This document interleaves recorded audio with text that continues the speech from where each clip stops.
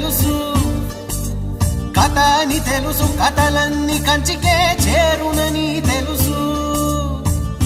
తెలుసు తెర తొలుగుతుందని, తెలుసు తెల్లారుతుందని, తెలుసు ఈ కట్టె పుట్టుకుమంటదని, తెలుసు ఈ మట్టి మట్టిలో కలిసిపోతదని.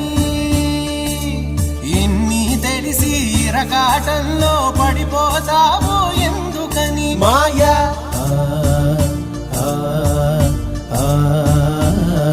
మాయా